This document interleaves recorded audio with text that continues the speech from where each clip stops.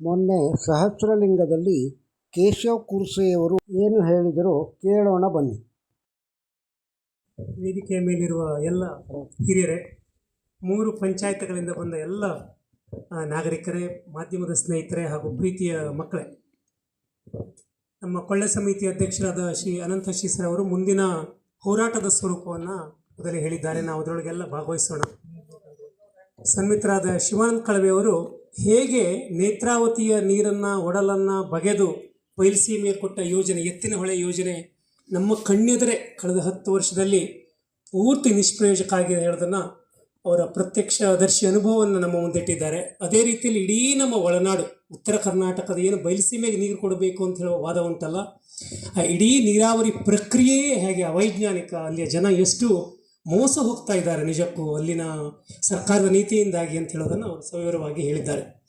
ಬಹುಶಃ ಇನ್ನೂ ನಾವು ತೀರಾ ಗಮನಿಸಬೇಕಾದ ಅಂಶ ಭಾಳಷ್ಟು ಇಲ್ಲ ಅನಿಸುತ್ತೆ ನನಗೆ. ಯಾಕೆಂದರೆ ಈ ಯೋಜನೆ ಬಗ್ಗೆ ಯೋಜನೆಯನ್ನು ಸರ್ಕಾರ ಕೈಗೆತ್ತಿಕೊಂಡಿದೆ. ಯೋಜನೆ ಸರ್ಕಾರದ ಸ್ವರೂಪವೇ ಆಗಿರುತ್ತದೆ. ಮುಂದೆ ದಾಳವನ್ನು ಬಿಡ್ತಾರೆ ಮುಂದೆ. ಆ ಯೋಜನೆಯನ್ನು ನಮ್ಮ ಜನರ ಪ್ರತಿಕ್ರಿಯೆ ಹೇಗಿದೆ ಅಂಥೇಳಿ ನೋಡೋಣ ಅಂಥೇಳಿ. ಹೀಗಾಗಿ ಸರ್ಕಾರ ಮೊದಲನೇ ಹೆಜ್ಜೆ ಇಟ್ಟಿದೆ. ಈಗ ನಾವು ಪ್ರತಿರೋಧದ ಒಂದು ಸಾಮರ್ಥ್ಯವನ್ನು ಈಗಲೇ ತೋರಿಸಿದರೆ, ವಿರೋಧವನ್ನು ಈಗಲೇ ಮಾಡಿದರೆ ಬಹುಶಃ ಈ ಯೋಜನೆಯನ್ನು ಖಂಡಿತವಾಗಿಯೂ ತಡೀಲಿಕ್ಕೆ ಸಾಧ್ಯ ಇದೆ ಹೇಳುವ ವಿಶ್ವಾಸ ನನಗಿದೆ. ವಿಶ್ವಾಸ ಯಾಕಿದೆ ಅಂತಂದರೆ, ನಮಗೆ ನೈತಿಕತೆ ಇದೆ, ನೈತಿಕ ಬಲ ಇದೆ. ನೋಡಿ, ಇದು ದೇವಭೂಮಿ. ಇದು ಎಷ್ಟು ಶತಮಾನಗಳಿಂದ ಈ ನಮ್ಮ ನದಿಯಲ್ಲಿ ಶಿವರಾತ್ರಿ ದಿನ ಶಿವಲಿಂಗವನ್ನು ನಮ್ಮ ಪೂರ್ವಜರು ಪೂಜೆ ಮಾಡ್ಕೊಂಡು ಬಂದಿದ್ದಾರೆ ಗೊತ್ತಿಲ್ಲ. ಅಷ್ಟು ಜನರ ಪುಣ್ಯದ ಫಲ ಇದೆ ಇಲ್ಲಿ. ನಮ್ಮ ಸ್ವರ್ಣವಲ್ಲಿ ಮಠ ಇದೆ, ಇಲ್ಲೇ ಇತ್ತು. ಕೆಲವು ಶತಮಾನಗಳ ಹಿಂದೆ ಸ್ವರ್ಣವಲ್ಲಿ ಮಠ ಇದೇ ನದಿಯ ತಟದಲ್ಲಿತ್ತು. ನಮ್ಮ ಕಳೆದ 5 ದಶಕಗಳಿಂದ ಬೇಡ್ತಿ ಮತ್ತು ಶಾಲ್ಮಲಾ ಒಂದೇ. ಅದು ಮಕ್ಕಳಿಗೆ ಹೇಳಬೇಕು, ಈ ಶಾಲ್ಮಲಾ ನದಿ ಮುಂದೆ ಬೇಡ್ತಿ ನದಿಗೆ ಹೋಗಿ ಬೇಡ್ತಿ ಕಣಿವೆ ಆಗುತ್ತೆ. ಹೀಗಾಗಿ ನಾವು ಇದೆಲ್ಲ ಬೇಡ್ತಿ ಕಣಿವೆ ಪ್ರದೇಶದವರು.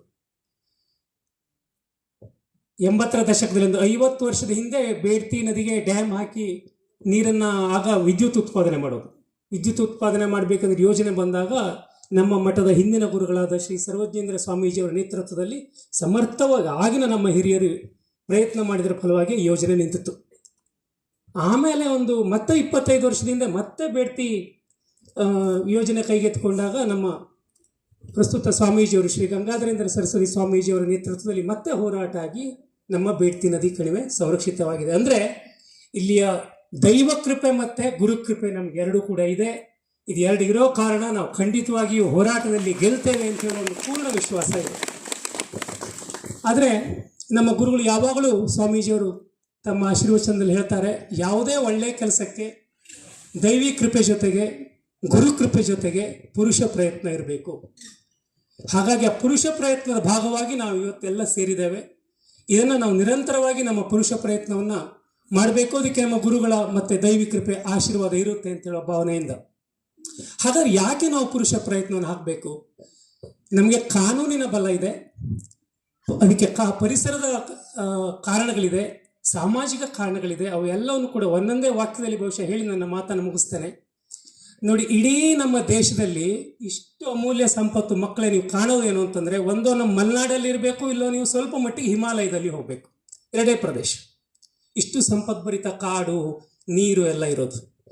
ಆದರೆ ನಮ್ಮ ಸರ್ಕಾರಕ್ಕೆ ಈಗಾಗಲೇ ಶಿವಾನಂದ ಅವರು ಹೇಳಿದಾಗೆ ಎಲ್ಲ ಬಗೆಯಲ್ಲೂ ಎಲ್ಲ ಕಡೆಯೂ ಒಂದೇ ಥರದ ಯೋಜನೆಗಳನ್ನು ಅನುಷ್ಠಾನ ಮಾಡಿ ಹಿಮಾಲಯದ ಕಣಿವೆಯೂ ನಾಶ ಆಗ್ತಾ ಇದೆ, ಪಶ್ಚಿಮ ಘಟ್ಟದ ಕಣಿವೆಯೂ ನಾಶ ಆಗ್ತಾ ಇದೆ. ಪ್ರತಿದಿನ ಟಿ ವಿಯಲ್ಲಿ ನೀವು ವಾರ್ತೆ ನೋಡಿ, ನಮ್ಮ ಹಿಮಾಲಯ ಪ್ರದೇಶದ ಯಾವುದೋ ಒಂದು ಪ್ರದೇಶದಲ್ಲಿ ಮೇಘಸ್ಫೋಟ ಆಯಿತು, ಅಲ್ಲಿ ಫ್ಲಡ್ ಬಂತು, ನೆರೆ ಬಂತು, ಹಳ್ಳಿಗಳು ಕೊಚ್ಕೊಂಡು ಹೋದ್ರು, ಇಷ್ಟು ಜನ ಸತ್ತರು ಅಂತ. ಇಡೀ ಹಿಮಾಲಯ ಮತ್ತು ಇಡೀ ಪಶ್ಚಿಮ ಘಟ್ಟ ಒಂದೇ ಥರದ ಅಪಾಯವನ್ನು ಎದುರಿಸ್ತಾ ಇದೆ. ಅಂಥ ಅಪಾಯಕ್ಕೆ ಕಾರಣವಾಗುವಂಥ ಯೋಜನೆ ಇದು. ಏನು ನಾವು ಈ ನಮ್ಮ ಶಾಲ್ಮಲಾ ನದಿಯಿಂದ ಪಟ್ಟಣದ ಹೊಳೆ ಕೂಡ ನಮ್ಮ ಬೇಡ್ತಿ ಕಣಿವೆಯ ಭಾಗವೇ. ಪಟ್ಟಣದ ಹೊಳೆಗೆ ಒಂದು ಡ್ಯಾಮ್ ಹಾಕ್ತಾರೆ, ಆ ಡ್ಯಾಮನ್ನು ಇಲ್ಲಿ ನಮ್ಮ ಸಹಸ್ರಲಿಂಗಕ್ಕೆ ತರ್ತಾರೆ, ಆ ಸಹಸ್ರಲಿಂಗಕ್ಕೆ ಮತ್ತೊಂದು ಡ್ಯಾಮ್ ಹಾಕಿ ಈ ನೀರನ್ನು ಪಂಪ್ ಮಾಡಿ, ನೋಡಿ ನಾವು ಮೇಲ್ಗಡೆ ಒಯ್ಬೇಕು, ಇದನ್ನು ಹೀಗೆ ಪಂಪ್ ಮಾಡಿ ಅದನ್ನು ಒತ್ತಬೇಕು ನೀರನ್ನು ದೊಡ್ಡ ಪೈಪ್ಗಳಲ್ಲಿ ಅಥವಾ ಕಣಿವೆಗಳಲ್ಲಿ ಅಥವಾ ಕಾಲುವೆಗಳಲ್ಲಿ ಅಥವಾ ಸುರಂಗಗಳಲ್ಲಿ ಹೇಗೋ ನೀರು ಒಯ್ತಾರೆ. ಒಯ್ದು ಆಮೇಲೆ ಅದನ್ನು ವರದಾ ನದಿಗೆ ತೊಗೊಂಡೋಗಿ ಹಾವೇರಿ ಜಿಲ್ಲೆಗೆ, ಚಿತ್ರದುರ್ಗ ಜಿಲ್ಲೆಗೆ, ರಾಯಚೂರು ಜಿಲ್ಲೆಗೆ ಒಯ್ತಾರೆ. ಇದು ಯೋಜನೆ 15-20 ಸಾವಿರ ಕೋಟಿ ಅಂತ ಹೇಳಿದ್ದಾರೆ. ಅದು ಮುಂಬರುವ ದಿನಗಳಲ್ಲಿ 30, 40, 50 ಸಾವಿರ ಕೋಟಿಗಳಾಗುತ್ತೆ. ಈಗ ಯಾಕೆ ಯೋಜನೆ ಬೇಡ ಅಂಥೇಳಿ ಎಲ್ಲರೂ ನಾವು ಒಂದು ಗಮನಿಸಬೇಕು. ಏನಂತ, ಮೊದಲನೇದು, ಇದು ಅರಣ್ಯದ ಮೂಲಭೂತ ಕಾನೂನಿಗೆ ವಿರುದ್ಧ ಇದೆ.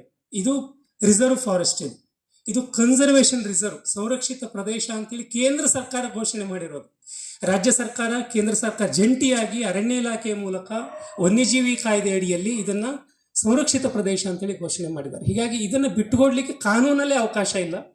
ಅಂಥದ್ದು ಒಂದು ಯೋಜನೆಗೆ ಸರ್ಕಾರವೇ ಈ ಕಾನೂನನ್ನು ರೂಪಿಸೋದು, ಆದರೆ ಸರ್ಕಾರವೇ ಈ ಕಾನೂನನ್ನು ಮೀರಲಿಕ್ಕೆ ಹೊರಟಿದೆ. ಇದು ಒಂದು. ಹೀಗಾಗಿ ನಾವು ಕಾನೂನಿನ ಮೂಲಕ ಕೂಡ ಸರ್ಕಾರವನ್ನು ಪ್ರಶ್ನೆ ಮಾಡಬೇಕು. ನೋಡಿ, ಇದು ಕಾನೂನು ಬಾಹಿರ ಅಂತೇಳಿ.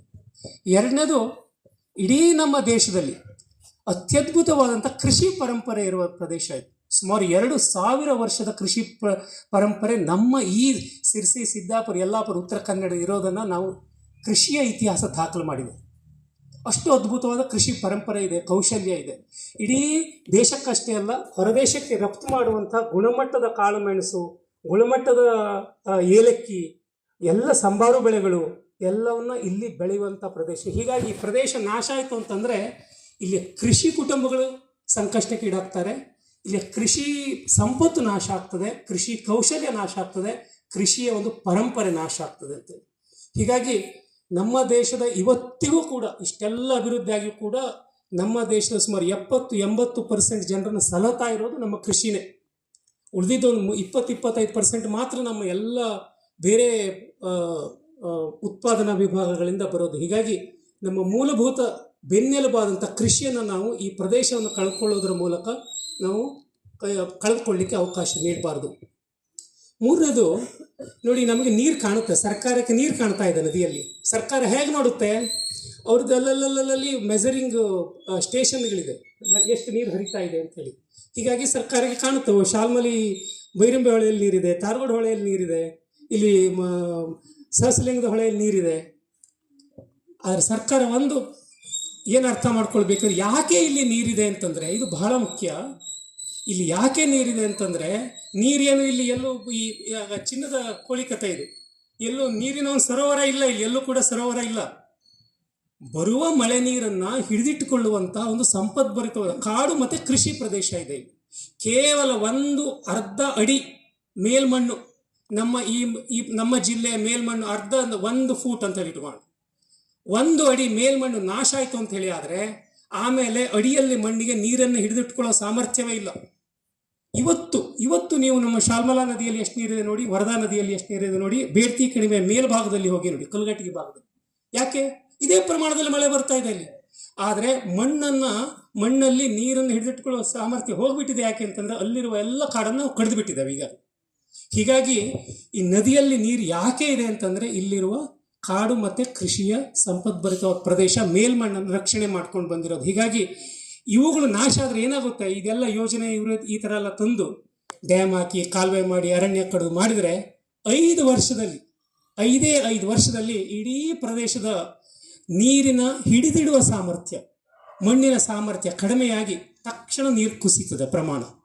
ಆಗ ಏನಾಗುತ್ತಂದರೆ ಇಲ್ಲಿಯ ಹೊಳೆಯಲ್ಲೂ ನೀರಿಲ್ಲ, ಕಾಡು ಹೋಯಿತು, ಕೃಷಿ ಭೂಮಿಯೂ ಹೋಯಿತು, ಬಯಲುಸೀಮೆಯವರೆಗೂ ನೀರಿಲ್ಲ. ಹೀಗಾಗಿ ನಾವು ಎಲ್ಲರೂ ಅರ್ಥಕೊಳ್ಬೇಕಾದ್ದು ಅಂತಂದ್ರೆ ಇದು ಬಯಲುಸೀಮೆಯವರ ಲಾಭಕ್ಕಾಗಿ ಮಾಡಿರೋ ಯೋಜನೆ ಅಲ್ಲ ಇದು. ಅವರಿಗೂ ಮೋಸ ಪಾಪ. ಅವರಿಗೆ ಒಂದು ಭ್ರಮೆ ಹುಟ್ಟಿಸ್ಬಿಡ್ತಾರೆ.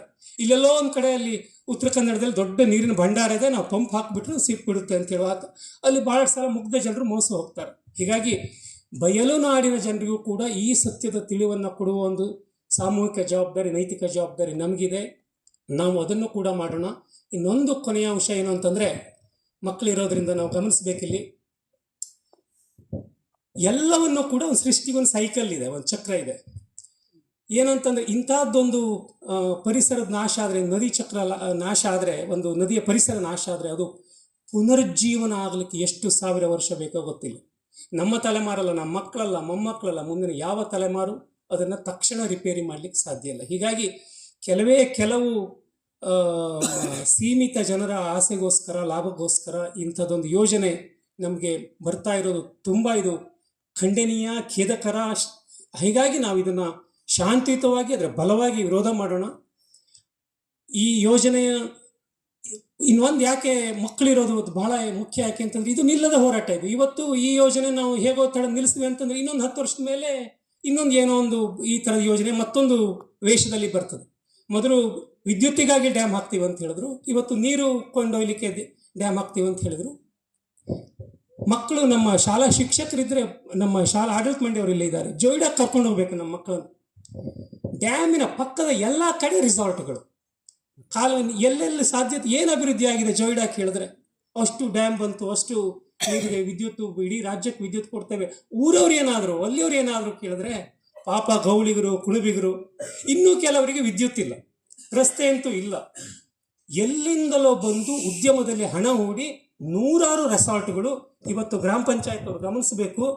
ಇಡೀ ಜೋಯಿಡಾ ತಾಲೂಕಿನ ಎಲ್ಲ ಗ್ರಾಮ ಪಂಚಾಯತ್ಗಳು ಏಕಧ್ವನಿಯಲ್ಲಿ ಮೊನ್ನೆ ಪತ್ರಿಕಾಗೋಷ್ಠಿಯನ್ನು ಮಾಡಿದೆ. ದಯವಿಟ್ಟು ಇಲ್ಲಿ ಆಗುತ್ತಿರುವ ಅವ್ಯವಹಾರಗಳನ್ನು, ಅಸಂಬದ್ಧ ಉದ್ಯೋಗಗಳನ್ನು, ಈ ರೆಸಾರ್ಟ್ ಹೆಸರಲ್ಲಿ ಆಗುತ್ತಿರುವ ರೆಸಾರ್ಟ್ ಸಂಸ್ಕೃತಿಯನ್ನು ನಿಲ್ಲಿಸಿ ಅಂತೇಳಿ ಅಕ್ರಮ ರೆಸಾರ್ಟ್ ಪಂಚಾಯತ್ಗಳು ನಿರ್ಣಯ ತಗೊಂಡಿವೆ. ಅಂಥ ಒಂದು ಗಂಭೀರ ಸ್ಥಿತಿ. ಹೀಗಾಗಿ ಇದು ಕೇವಲ ಒಂದು ಡ್ಯಾಮು, ಒಂದಷ್ಟು 19 TMC ನೀರು ಅಥವಾ ಕಾಲುವೆಯಲ್ಲಿ ಹೋಯಿತು ಅಲ್ಲಿಗೆ ನಿಲ್ಲೋದಿಲ್ಲ. ಇಡೀ ನಮ್ಮ ಜಿಲ್ಲೆಯ ಪರಿಸರದ ಚಿತ್ರಣ, ಪರಿಸರದ ಸುಸ್ಥಿರತೆ ಹಾಳಾಗ್ತದೆ, ಕೃಷಿಯ ಪರಿಸರ ಹಾಳಾಗ್ತದೆ, ಸಾಂಸ್ಕೃತಿಕವಾಗಿ ಈ ಇಡೀ ಪ್ರದೇಶವೇ ಪಲ್ಲಟವಾಗ್ತದೆ. ಹೀಗಾಗಿ ನಮ್ಮ ಅಸ್ಮಿತೆಯ ಪ್ರಶ್ನೆ, ನಮ್ಮ ಉಳಿವಿನ ಪ್ರಶ್ನೆ. ಹೀಗಾಗಿ ನಾವು ಎಲ್ಲರೂ ಕೂಡ ಇದಕ್ಕೆ ಕೊರಲಾಗಿ ಒಂದು ಧ್ವನಿ ಕೊಟ್ಟು ಹೋರಾಟದಲ್ಲಿ ಭಾಗವಹಿಸೋಣ. ವಿಶೇಷವಾಗಿ ನಮ್ಮ ಮಕ್ಕಳು ಯಾರು ಹೊರಗಡೆ ಇದ್ದಾರೆ, ನಮ್ಮ ಮಕ್ಕಳು ಇವತ್ತು ಇಲ್ಲಿಂದ ಪ್ರಾರಂಭ ಮಾಡಿ, ಬೆಂಗಳೂರಿಂದ ಪ್ರಾರಂಭ ಮಾಡಿ ಇಡೀ ಜಗತ್ತಿನಾದ್ಯಂತ ಇದ್ದಾರೆ. ಆದರೆ ನೆನಪಿಟ್ಕೊಳ್ಳೋಣ, ಅವರು ಒಂದು ಮನಸ್ಸಿನ ಮೂಲೆಯಲ್ಲಿ ಇವತ್ತಿನವರೆಗೂ ಅವರು ಸಶಕ್ತವಾಗಿ ಯಾಕೆ ಅಲ್ಲಿ ಉದ್ಯೋಗದಲ್ಲಿದ್ದಾರೆ ಅಂತಂದರೆ, ಅವ್ರ ಮನಸ್ಸಿನಲ್ಲಿ ಮೂಲೆಯಲ್ಲಿ ನೆಮ್ಮದಿಯ ಭಾವನೆ ಇದೆ. ನನಗೊಂದು ಊರಿದೆ, ನನಗೊಂದು ಮನೆ ಇದೆ ಅಂತೇಳಿ. ಅಂದರೆ ಯಾವುದೋ ಒಂದು ಸಂದರ್ಭದಲ್ಲಿ ನೋಡಿ, ಈಗಿನ ಈ ಆರ್ಥಿಕತೆಯ ದಿನಗಳಲ್ಲಿ ಯಾವ ದೇಶವೂ ಕೂಡ ಎಷ್ಟೊತ್ತಿಗೂ ಕೂಡ ಪಲ್ಲಟವಾಗ್ಬೋದು, ಆರ್ಥಿಕತೆ ಪಲ್ಲಟ ಆಗ್ಬೋದು. ಆದರೆ ನಮ್ಮ ಮಕ್ಕಳಿಗೆ, ನಮ್ಮ ಜಿಲ್ಲೆಯ ಮಕ್ಕಳಿಗೆ ಒಂದು ಬಹಳ ದೊಡ್ಡ ಧೈರ್ಯ ಏನು ಅಂತಂದರೆ, ಮನಸ್ಸಿನ ಮೂಲೆಯಲ್ಲಿ ಇರುತ್ತೆ, ನನಗೆ ಅಪ್ಪ ಅಮ್ಮ ಇದ್ದಾರೆ, ಮನೆ ಇದೆ, ಊರಿದೆ, ತೋಟ ಇದೆ. ಆದರೆ ನಾವು ಈ ನಮ್ಮ ಪಾಲಕರ ಜವಾಬ್ದಾರಿ ಇದೀಗ ಈ ನೆಲವನ್ನು ಉಳಿಸ್ಕೊಳ್ಳೋದು. ಇದನ್ನು ಕಳ್ಕೊಂಡ್ರೆ ನಮ್ಮ ಇಡೀ ಮುಂದಿನ ತಲೆಮಾರು ಅತಂತ್ರವಾಗ್ತಾ ಇರೋದು, ರೂಟ್ಲೆಸ್ ಅಂತ ಹೇಳೋದು. ಕೇವಲ ಆರ್ಥಿಕ ದೃಷ್ಟಿಯಿಂದ ಅಲ್ಲ ಹೇಳೋದು, ಸಾಂಸ್ಕೃತಿಕವಾಗಿ ಅವರ ಮುಂದಿನ ಭವಿಷ್ಯ ಜೀವನ ಊಹಿಸ್ಕೊಂಡ್ರೂ ಕೂಡ ಕಷ್ಟ ಆಗುತ್ತೆ. ಹೀಗಾಗಿ ಇದು ನಮ್ಮ ಹೋರಾಟ, ಜೊತೆಗೆ ನಮ್ಮ ಮುಂದಿನ ತಲೆಮಾರಿನವರಿಗೆ ನಾವು ಮಾಡಬೇಕಾದಂಥ ನ್ಯಾಯಬದ್ಧವಾದ ಕರ್ತವ್ಯ ಕೂಡ.